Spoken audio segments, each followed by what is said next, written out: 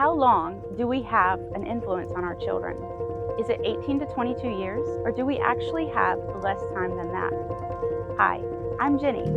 This is Luca, and this is Minutes for a Mission.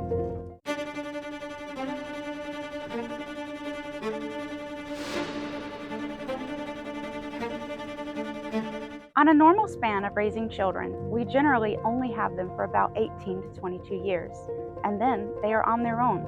You will see here in this episode that we really have less than that to make a lasting influence on them. In the Bible, the Hebrew children were considered to be the age of accountability around the age of 12. When Moses' mother returned him to the palace in Egypt after being paid to care for her own son, he was also around the age of 12. So what does that mean? Parents, by the time your child reaches the age of 12, it will have been instilled in them the lessons that will stay with them for the rest of their life.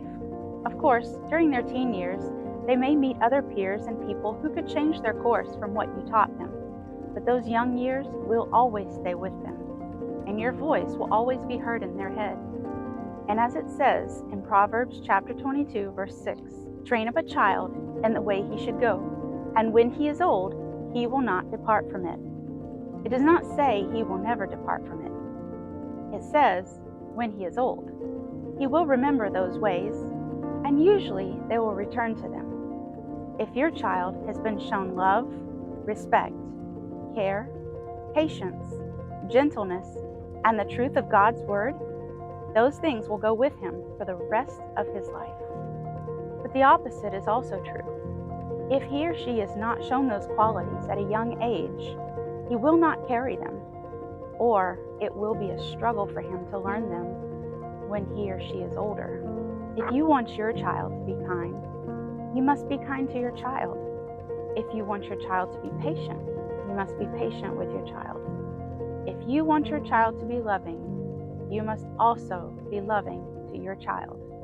We have a lifetime to do great things and share God's love with others outside the home, but we have a very short time to spend with and make a long and lasting impression on the minds of our children. And depending on how we responded to them in their early years will depend on how they respond to us in their teen and early adult years. Our children earnestly look to us for guidance and direction. I remember kneeling at my children's bedside when I thought that they were asleep, and earnestly praying for guidance and direction, and begging God to not let me mess this up, because with all the mistakes that I have made in my life, I did not want to make a mistake in raising my children.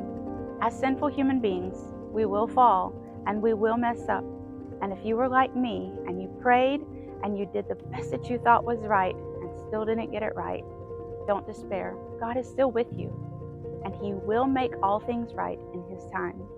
You just have to surrender all to him and continue to pray for your relationship with your children and reflecting Christ's love to them. This time, I'll leave you with two verses. The first one is a promise that we can claim when we don't get it all right, and it comes from Proverbs chapter 27, verse 3. The steps of a good man are ordered by the Lord, and he delights in his way. Though he fall, he shall not be cast down, for the Lord holds him up in his hand. The second verse is actually the last few sentences in the Old Testament, and it comes from Malachi chapter 4, verse 6.